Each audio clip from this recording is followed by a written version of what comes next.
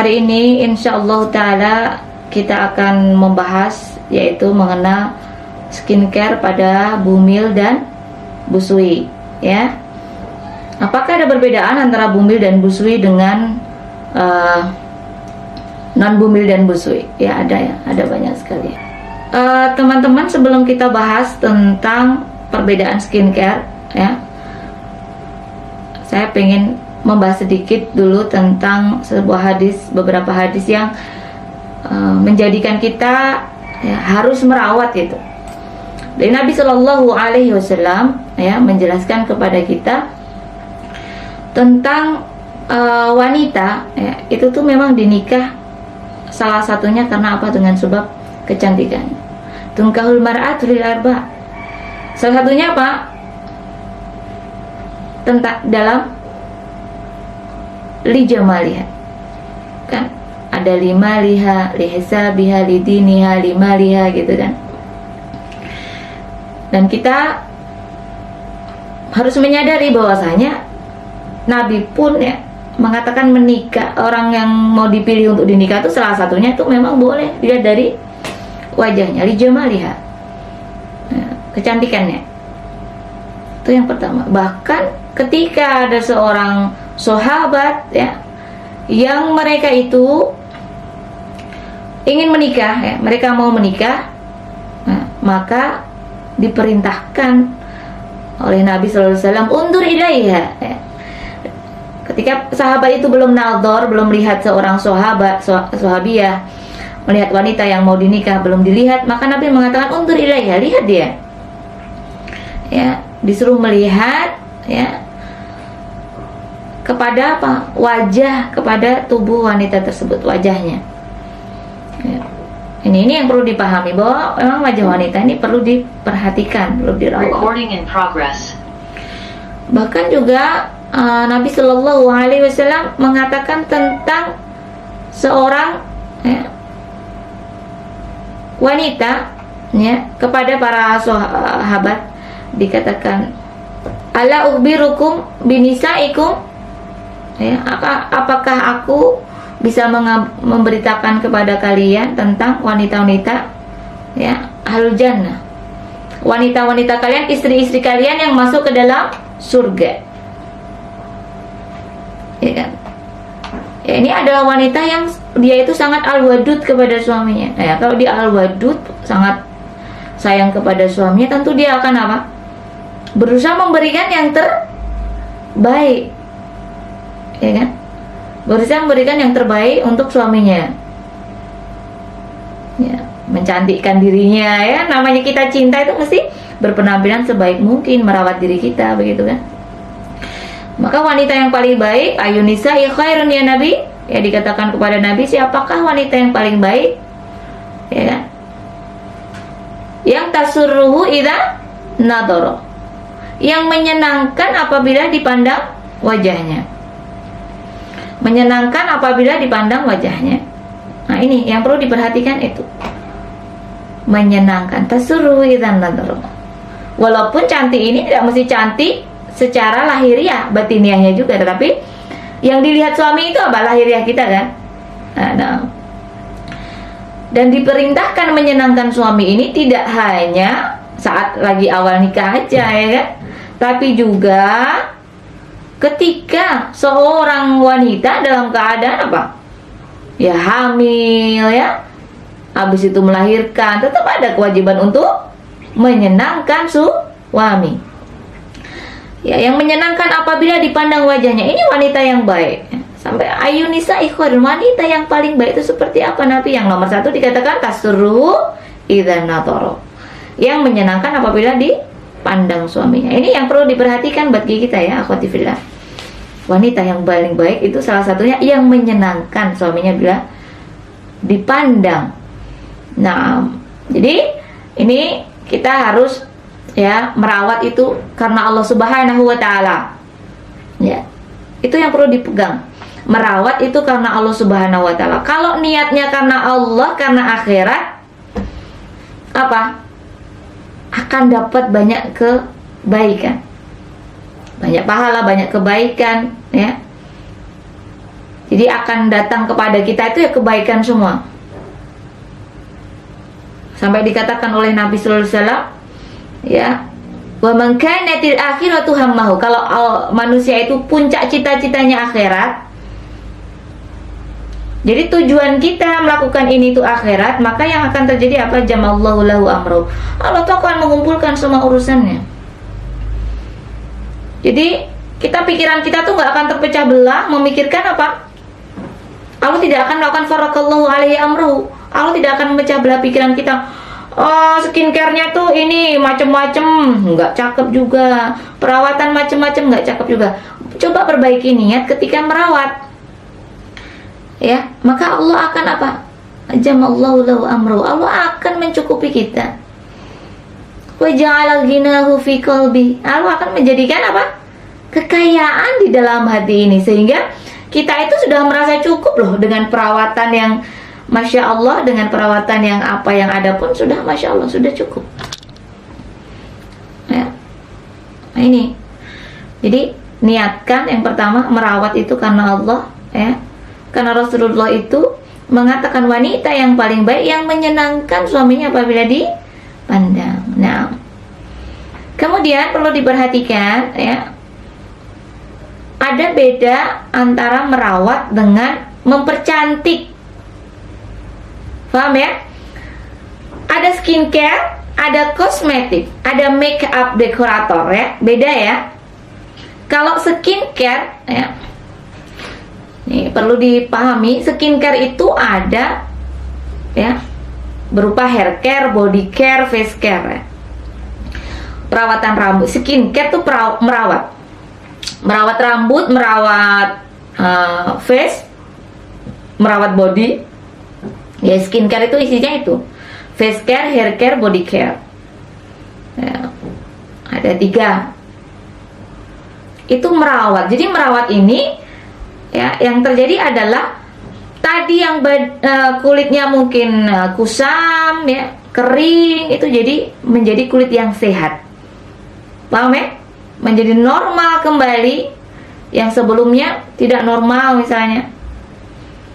Yang tadinya jerawatan rusak meledak, dia menjadi baik, kulitnya menjadi sehat. Ya, kalau ada jerawat 1-2 itu ada sesuatu yang normal, apalagi dia di bawah usia 30-40 tahun. Nah, jadi itu skincare, merawat, ya, kulit. Bedakan dengan make up. Nah, ini yang suka salah. Kalau skincare itu merawat, ya kan? Kalau dioleskan setiap hari terus-menerus, dia akan jadi baik kulitnya. Tapi kalau make up diolesin terus-menerus, ada resiko. Resiko menutup pori-pori, paham? Menutup pori-pori kita. Ada itu, dan banyak. Walaupun saya pribadi membuat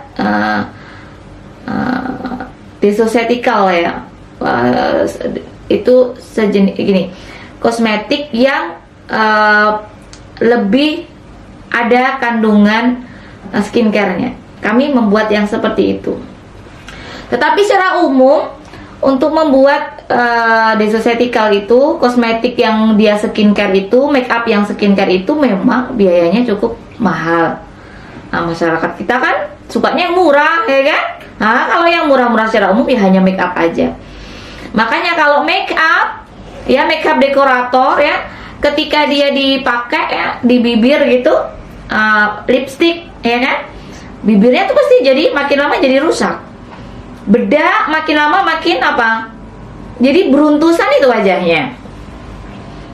Itu yang terjadi kalau menggunakan make up dekorator. Make up dekorator itu adalah sesuatu yang menyebabkan wajah kita itu tampak cantik atau menutupi wajah kita, menutupi kulit kita. Misalnya foundation, ya, bahwa foundation kadang dikasih nama apa, ya, cream glow gitu kan, banyak tuh dijual para penjual yang memang mereka bukan, kan banyak sekarang penjual kosmetik, penjual skincare, tapi mereka bukan orang yang belajar tentang kesehatan, kecantikan, kesehatan kulit, sehingga ya pokoknya ngejual. Terus dia bilang foundationnya ini bagus buat kulit gitu, padahal itu make up, bukan skincare. Ini kan banyak yang suka menipu ketika berjualan ya, nggak paham dia, sehingga orang tuh pakai itu tiap hari, pagi sore pakai terus. Yang terjadi suatu hari wajahnya pasti rusak. Kan kita ini makin tua ya sayang ya semua, bukan makin muda kan. Kulitnya gimana coba, tambah hari tambah tua gitu kan. Nah ketika kita pakai sesuatu yang hanya makeup dekorator tanpa ada perawatan cantik, perawatannya maksudnya ya, skincare-nya, itu akan beresiko. Itu yang perlu dipahami. Nah apalagi pada orang ibu hamil dan menyusui. Ini persiapan ya buat adik-adik yang belum nikah juga. Walaupun secara umum yang saya sampaikan ini juga harus dijaga pada orang yang tidak hamil dan tidak menyusui. Hanya hamil dan menyusui mesti harus lebih diperhatikan. Kira-kira masalah apa sih yang muncul ketika hamil? Banyak ya. Masalah kulit yang muncul pada hamil itu banyak. Ada yang gatal-gatal sekujur badan. Ya, gatal-gatal sekujur badan. Setelah anaknya lahir, ya, setelah anaknya lahir, terus kemudian nggak gatal lagi, gitu. Ya, ada juga jerawatan, lagi hamil jerawatnya meledak, itu ada juga. Ya Allah kasihan ya. Bisa. Jadi kenapa kok pada orang hamil kadang jerawatnya meledak? Karena ada hormon androgen ya. Dia akan memicu kelenjar keringat ini memproduksi lebih banyak minyak. Yang terjadi apa? Akhirnya jadi ya pastinya jerawatannya tambah banyak begitu kan. Dan juga bisa karena stres pada ibu hamil. Ya, ibu hamil tuh jangan stres. Kadang ibu hamil tuh stresnya banyak ya. Aduh, tubuhku jadi berubah nih. Suamiku nanti gimana? Belum lagi suaminya subhanallah ya, istrinya hamil nggak peduli. Innalillahi. Banyak yang terjadi seperti itu. Nasallallahu salamah wal afiyah. Semoga Allah jaga saya dan antuna semuanya di sini dari suami-suami yang buruk akhlak kepada istrinya. Amin ya rabbal alamin. Kemudian pada masalah kulit pada ibu hamil, salah satu yang paling banyak adanya kloasma atau coklat-coklat ya di wajah ya. Kulitnya juga berubah jadi lebih coklat gitu ya, melanosinya itu kayak tambah banyak coklat gitu, kusam gitu ya. Dan kloasma itu emang coklat-coklat gitu. Itu jadi karena peningkatan progesteron ya. Nah ini biasanya hilang sendiri begitu, hilang sendiri setelah mengeluarkan bayinya, setelah melahirkan. Nah, bagaimana kita menyikapi hal itu? Ya ada beberapa cara ya. Kalau namanya lagi hamil, kan nanti hamil itu area ketiak tuh jadi hitam, ya kan? Aduh hitam kok kayak gini ya, hitam-hitam di ketiak, hitam-hitam di selangkangan gitu kan. Banyak ibu hamil kalau dokter, saya pakai armpit creamnya dokter ini gimana kalau hamil? Atau apalagi nih, dokter saya udah pakai armpit creamnya, armpit creamnya dokter di selangkangan, di ketiak, tapi kok nggak ada perubahan. Oh ternyata dia ibu hamil. Itu ternyata setelah hamil akan hilang sendiri begitu, paham ya? Hitam-hitam yang hitamnya itu kayak daki hitam gitu ya, di ketiak, di selangkangan, di area-area yang aduh harusnya cakep ya malah jadi jelek ya. Nah itu makanya ketika dari sebelum nikah sudah ngerawat dulu gitu ya, dirawat dulu dari sekarang. Kebanyakan kita perempuan males ya kan, kalau udah terjadi baru, atau diprotes suami baru, aduh sayang selangkanganmu kok hitam banget gitu, baru malu ya kan. Area kemaluannya kok hitam, baru malu. Padahal kalau dirawat dari sekarang, sebelum hamil, sebelum menyusui, insya Allah tidak terlalu hitam nanti di area itu ya, begitu. Nah itu yang perlu di garis bawahi. Yang paling membuat nggak nyaman tuh kayak gitu. Kalau jerawat terus kemudian gatal-gatal itu memang kadang agak parah ya pada beberapa orang. Nah itu caranya sebenarnya lebih teman-teman lebih menenangkan diri, jangan sampai stres ya. Terus jangan gunakan, nanti ada bahan-bahan yang nggak boleh digunakan. Nah ini saya kasih cara, ibu-ibu kalau lagi hamil gatal-gatal itu jangan malah mandi pakai air panas. Catat ya, biasanya ibu-ibu kalau gatal itu pakai air panas, ya nggak? Ya, biar apa, gatalnya hilang. Terus pakai apa, garam, ya pakai air panas, justru akan terangsang dan akan makin gatal. Jadi kalau lagi hamil gatal-gatal ya, itu banyak tenangkan diri, hindari stres, jangan memakan yang bikin banyak keringat ya, seperti itu. Ya, minum-minuman yang makanan yang biasanya berbumbu ya, banyak protein hewaninya, mungkin over ngemil terus ya kan, banyak gula, kadang seperti itu di karbohidratnya terlalu tinggi ya, itu dibatasin. Jadi usahakan kalau pas gatal-gatal ya jangan mandi air panas ya kan, tapi sebabnya nih apa, kita kurangin ya, kita tahan yang lifestyle yang buruk ya, begitu. Kemudian jangan menggunakan sabun-sabun yang biasanya kan ibu-ibu kalau gatal tuh, oh aku pakai TCC, Irgasan, Triclosan gitu kan. Sabun yang dijual bebas kan ada TCC, Irgasan, Triclosan, antibakteri. Atau bahkan pakai sabun sulfur. Ini jangan. Justru saat hamil itu sabunnya itu harus yang banyak kolagennya, yang soft, yang lembut, yang kayak ibaratnya tuh banyak lemaknya kalau pas gatal-gatal gitu ya. Jangan malah pakai yang TCC, Irgasan, sulfur, nanti biasanya tambah gatal. Enak sesaat tapi gatalnya nanti lebih sering. Karena apa? Akan jadi kering ibu-ibu.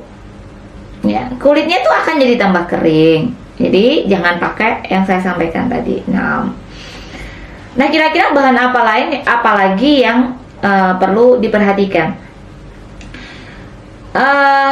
Ada perawatan dokter yang, sekali lagi, dokter itu ada dua jenis. Maksudnya gini, contohnya saya dan beberapa dokter kan ada dokter Ferihana Kosmetik, dokter Ferihana Skincare, tetapi dia BPOM ya, tetapi dia BPOM. Maka ketika dia BPOM itu aman untuk dipakai secara umum ya, aman dipakai. Kecuali kalau dokter yang dia itu racikan dokter kan sering kali itu kan sebenarnya bukan perawatan ini ya, bukan murni skincare merawat aja, tapi dia mengobati. Contoh, kadangkala yang agak salah ya, bukan agak salah ya, perawatan dokter, racikan dokter dipakai hanya untuk mencerahkan aja, bukan menghilangkan flek. Yang mengandung contohnya steroid, dosis tinggi lagi, hidrokinon, dosis tinggi lagi ya, atau kok jerawat ada benzoil peroksida dan segala macam. Nah, ada tretinoin. Nah, ini banyak banget. Ini banyak yang kandungan-kandungan racikan dokter yang sebenarnya kalau hamil itu dihindari. Resikonya besar ya. Terlebih hidrokinon tadi ya, steroid dosis tinggi. Kadangkala beberapa ibu yang steroid cukup besar ya, pakai steroid terus pas hamil ya, anaknya jadi gampang gatelan, gampang alergi dan segala macam. Ini perlu dijauhi ya. Kemudian salicylic acid ya, itu bukan nggak boleh, tetapi kan biasanya untuk jerawat pada hamil itu nggak perlu pakai yang ya benzoyl peroxide atau apalagi tretinoin, itu nggak perlu. Jadi nggak perlu racikan. Kalau lagi hamil itu aman-aman aja. Bahkan lagi promil itu ya gunakan yang aman. Sekali lagi, kalau saya pribadi kan tidak menjual racikan-racikan ya. Ada kami memberi racikan, tapi jangan jumlah yang sangat terbatas. Tapi udah hampir tidak pernah atau jarang. Kita sudah semuanya BPOM, MUI. Nah, ini harus mengerti kapan itu MUI, kapan itu enggak. Kalau enggak MUI itu enggak ada tulisannya BPOM, enggak ada tulisannya NA. Itu perhatikan, itu jangan digunakan. Ya, kecuali ya kan dokternya udah benar-benar bukan untuk perawatan harian. Ya, misalnya ada sakit, misalnya kita ada melasma kan bisa nanti setelah melahirkan. Jadi selama hamil ditutup aja pakai foundation gitu kan. Kalau mau pergi keluar ditutupin aja bagiannya, atau gunakan perawatan yang lebih aman, yang natural skincare. Paham ya? Nanti bisa ditanyakan ketika di sesi tanya jawab. Nah, kemudian ada yang pernah menanyakan ke saya, apakah boleh menggunakan paraben?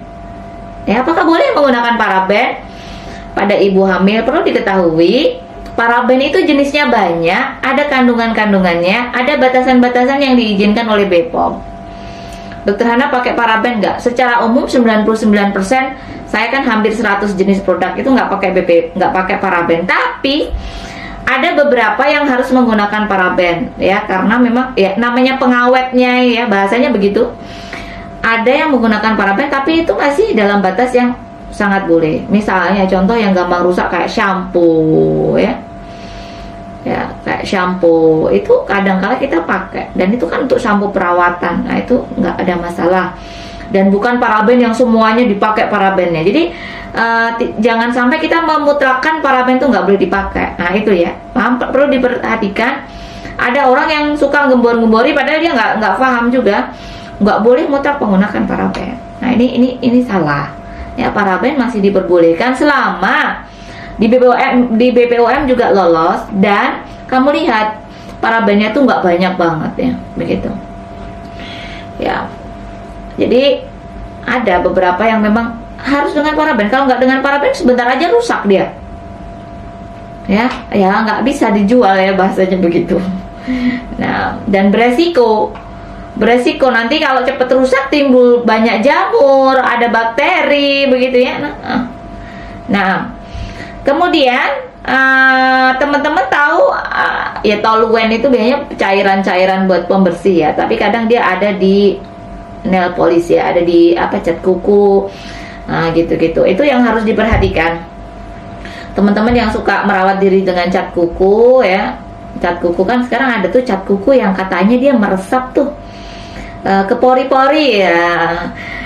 Tapi tetap saja walaupun dia meresap ke pori-pori, tetap dia tidak diizinkan. Karena apa? Bukan masalah menyerap ke pori-pori, ya kan? Tetapi yang jadi soal dia benar-benar menghalangi. Tetap saja saya lihat itu menghalangi air, ya. Namanya juga cat. Jadi saya tetap, teman-teman perhatikan itu. Ada juga beberapa seperti retinol, ya. Itu juga kalau ibu hamil nggak usah pakai deh. Tapi kalau nggak hamil nggak apa-apa dipakai dengan batasan tertentu, ya, dengan aturan yang ada, itu nggak apa-apa, aman. Tapi kalau lagi bumi busui, saya sih menyarankan nggak usah, ya, nggak usah dipakai, ya.